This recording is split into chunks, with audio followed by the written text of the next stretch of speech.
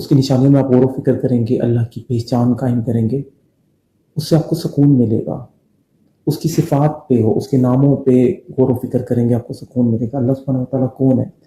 اپنی زندگی میں سکون اور کامیابی حاصل کرنے کا ایک بہت بڑا جو ذریعہ ہے وہ اللہ سبحانہ وتعالیٰ کی نشانیوں میں غور و فکر کر کے اللہ سبحانہ وتعالیٰ کی پہچان قائم کرنا، اللہ سبحانہ وتعالیٰ کے بارے میں جاننا، اللہ سبحانہ وتعالیٰ کی صفات پہ غور کرنا۔ اللہ سبحانہ وتعالیٰ کون ہے؟ اللہ نور وہ ذات ہے جس نے آسمان اور زمین کو بنایا۔ اللہ نور وہ ذات ہے جس نے تاروں کو بنایا۔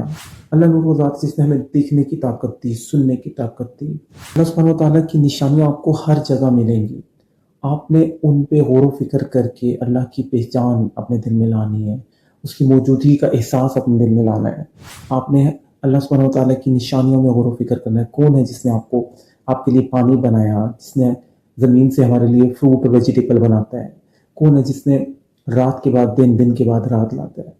وہ اللہ نور ہے جو ہر چیز کا خالق ہے، ہر چیز کا مالک ہے۔ اس کی نشانیوں میں آپ غور و فکر کریں گے، اللہ کی پہچان قائم کریں گے، اس سے آپ کو سکون ملے گا۔ اس کی صفات پہ ہو، اس کے ناموں پہ غور و فکر کریں گے، آپ کو سکون ملے گا۔ اللہ سبحانہ وتعالیٰ کون ہے؟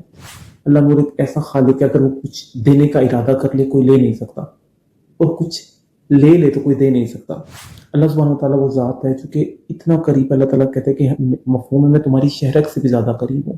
وہ ان کے لحاظ سے ہماری شہرک سے بھی زیادہ ہمارے قریب ہے۔ وہ ہمیں جانتا ہے، وہ ہمارے احوال کو جانتا ہے۔ ہم نے اس کی پہچان اپنی لائف میں لانی ہے، اس کی موجودگی کا احساس اپنے دل میں لانا ہے۔